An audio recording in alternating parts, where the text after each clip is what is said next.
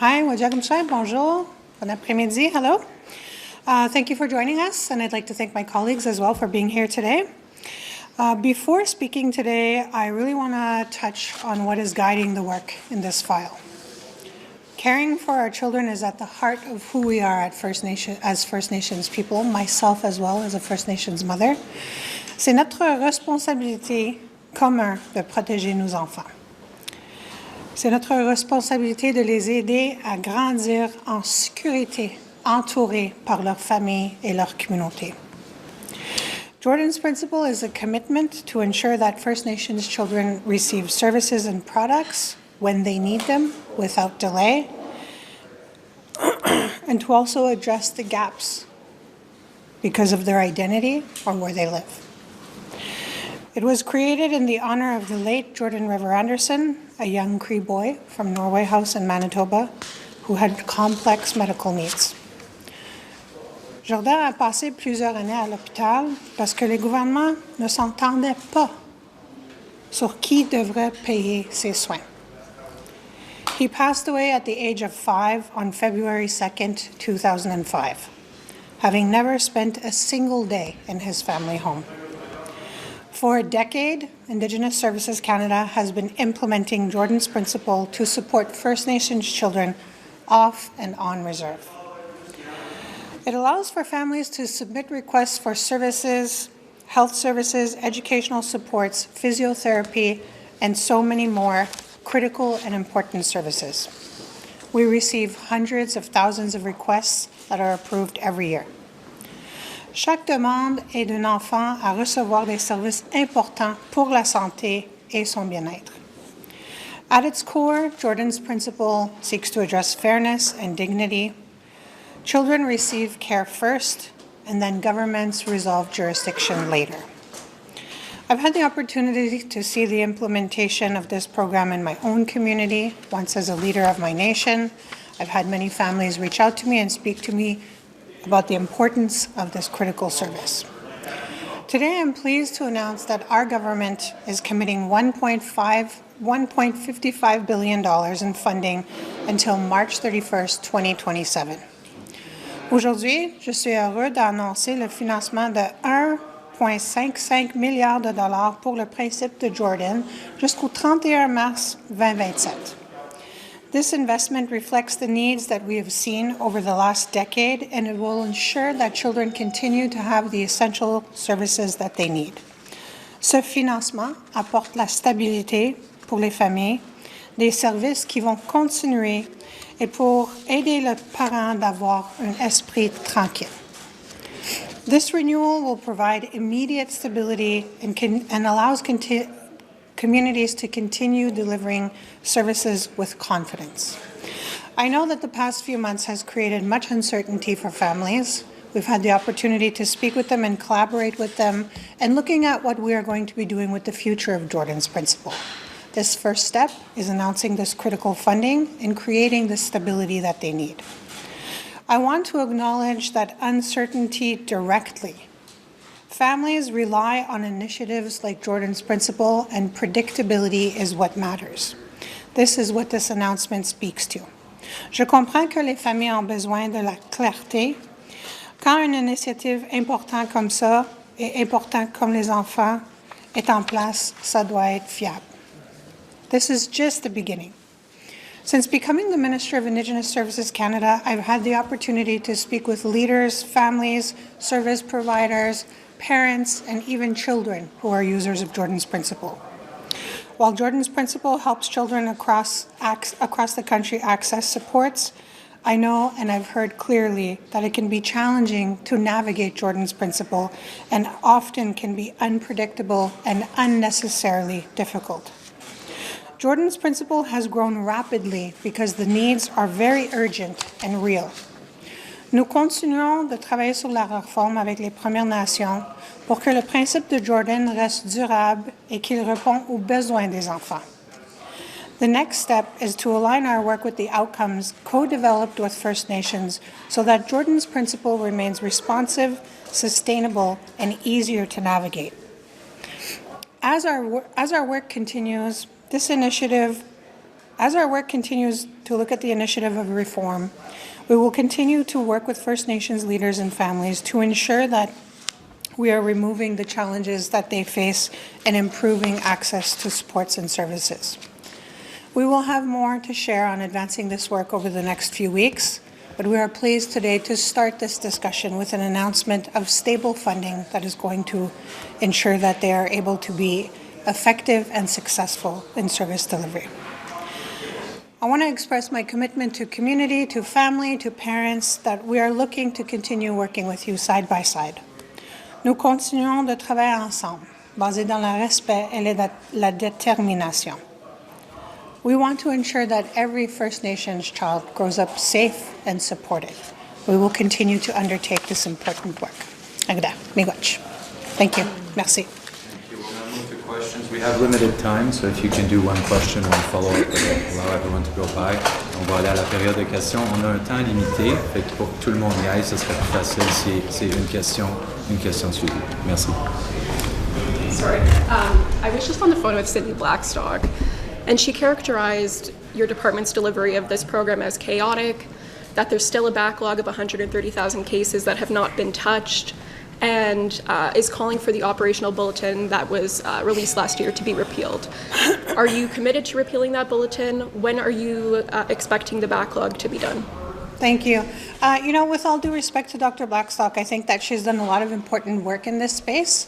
One of the things that is a challenge with this process is that the shift in the operational bulletin did create, I'm going to say, a perplexity in how paperwork is processed. So that's why we've been working with families, and they have advised us that they want to ensure that the application process is slimmed down, is going to be more responsive to their needs. While I know and understand that Dr. Blackstock wishes that the operational bulletin was repealed, we want to ensure that it is meeting the needs of children and what their supports and services look like. So looking at program reform, working directly with parents and families, and taking direction and advice from them as the users of the program is where my primary responsibility and focus is going to be. The Canadian Human Rights Tribunal ordered your government to get rid of that backlog. That order is more than a year old now. Yeah. We've had the opportunity so far to address 120,000 new applications that came in. About 11,000 of them are group applications, 114,000 are individual applications. We've had a lot of success in dealing with the urgent backlog. It's gone from about 5,000 to 400, so we are making some headway. And we've undertaken a strategy where we're going to be bringing in some staff to be able to assist us in really processing the backlog at a rapid pace. It is really a complex decision-making step. A lot of these relate to medical needs, medical issues. We want to do it with certainty, providing the stability. We know that there's more room and space for reform to be looked at. Taking the direction from family and the people that are using the services is where I'm basing my decision-making on.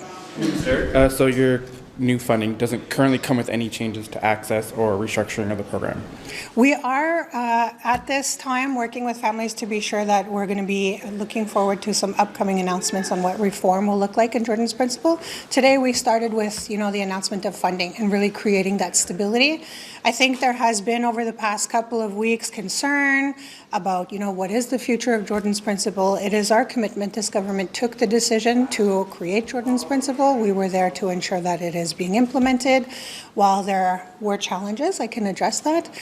We want to ensure that that stability is there, and funding is really the foundation of that. You're saying that it's sorry, go ahead. What are your timelines for reforms then? Like, when do you plan on? I'm looking to, hopefully in the next few weeks, be able to come forward with something a little bit more concrete. But, I spent the past, I'm going to say 3 to 4 months really speaking to service providers. I had a few sessions with families directly. I had the opportunity to hear from kids that are using Jordan's Principle. So it is a sensitive space. I'm not going to rush to make a decision. I really want to be sure that I'm doing the outreach that I need and that I'm taking decisions that align with the users of the principle. So I'm looking forward to the next set of announcements as well. That funding, the funding that you're announcing today, the funding from this year, I guess, is supposed to expire at the end of March. So, and we've only got a month like, aren't you leaving families kind of uncertain? Why leave it until the end of February when you could have made this announcement months ago and given people more certainty, if that's your goal? Well, the certainty is in place, so they have until March 2027 to be able to access this funding. I think everybody here is aware that there's a new budgeting process in place. While we waited for answers, we were able to do the important work of doing the outreach. For me, that is the critical step. I wasn't in a place where I felt uncertain about funds that were coming in. It's a pleasure to be able to announce that today, because I think that's what's going to create stability for the users of the program. And how does this funding compare to years previously? Like, is it more, is it less? Like, how, or is it about the same? I know the demand has gone up, but what about the funding? The demand has gone up. I'm going to say it's about on par. It's been a decade of funding Jordan's Principle. It's quite substantive. I think it's in the range of about $10 billion. This really indicates that the urgency of this program is one that is important. It is reflective of real needs. It is one that is aligned with coming from a place that was maybe more challenging with the history of, Jordan River Anderson and what his family went through. But I think it teaches a valuable lesson that when you are trying to offer a service, it is the responsibility of, federal, provincial governments to work together to close that gap. That's what I'm focused on. I want to be sure that there's clarity in that space, that everybody around the table knows and understands that they're able to get access to these services with continuity and stability. But for today, really the first part of this announcement is to ensure that funding is in place and that it's understood that it's available to them. Just on the same sort of vein, if this is about stability and there's a lot of anxiety leading up to this about when the funding would come, why is it only for another year? Could we not just be in the same position next February where we have people anxious about, well, will there be an extension? I don't know if that's very likely that it won't, but just how do you, if it's about stability and reducing that anxiety, why is it only for a year? Why not a longer horizon on that? One of the mandates that I've received is to ensure that in moving forward, this government identifies outcomes that are driven, co-developed with communities that we're working with, but that we're really identifying what is the long-term reform, what is the long-term goal of what community is trying to deliver to their members. So while this is a gap funding year, like we did with ICFI, we will continue to work with our partners to be sure that the future of Jordan's Principle and where it's going to head into is really driven from their input. And I think that's important. That goes beyond the realm of consultation, that goes beyond the realm of engagement, that really looks at program development and ensuring that their voice is in that critical space. That's what's important to me. And just on a sort of separate topic, but I've spoken to representatives from Friendship Centers, the Ontario Friendship Center. They're with the urban programming stream. They're going to be seeing, they expect about a 55% reduction in how much funding that the Ontario Friendship Centers will be receiving. It's been quite a significant reduction in that program. What do you say to those organizations, Indigenous people living in urban centers who rely on these programs, who will now be having to rely on less? You don't have to clarify with me the importance of a friendship center. I grew up in sometimes urban spaces. I grew up in towns near my community. I went to the Friendship Center for after-school program, lunch program. They offer a plethora of services. They are important heartbeats.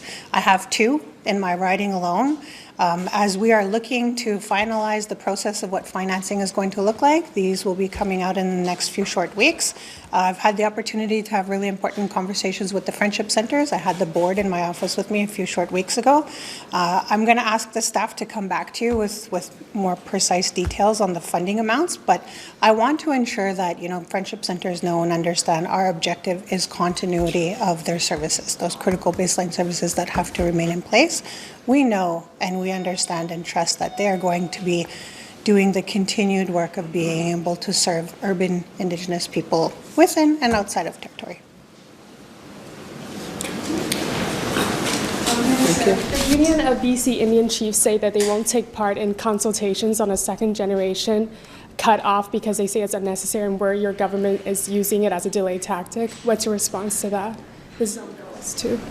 S2, well, it's going to be going through the process. I think I have had the opportunity to hear from First Nations across the country, the spectrum of those First Nations who wish to see the bill pass as is, and also from the other end of the spectrum where First Nations have expressed to me that they do not support the bill because they want to do the important work of identifying their membership lists, their membership codes.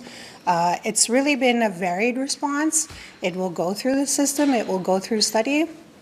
I invite them to come and participate and witness with my colleagues here at INAN. It is a really important bill. There's going to be big decisions to be made. We need to hear from First Nations. I hope that they will come and participate to witness at the committee study. Consultations are supposed to kick into high gear until the spring, but parts of S2 are facing an April 2026 court deadline. Is it safe to assume that your government will remove the Senate changes to the second generation cutoff from S2? The intention of S2 was really to deal with the court deadline that relates to the enfranchisement. Our goal and objective is to ensure that we're supporting that community and those members to be able to receive their status. While I want to respect my colleagues in the Senate and their decision to try to bring forward this amendment, I think it has introduced a very complex and intricate dialogue in that space. What that's going to look like, well, I'm going to depend on my colleagues here at INAN to really guide this bill through the process. What the outcome is and what the vote of that bill is going to be, I'm looking forward to seeing it. This is all the time we have today. Thanks everyone. C'est tout le temps qu'on a. Merci tout le monde. Thank you. Thank you. Mi batch.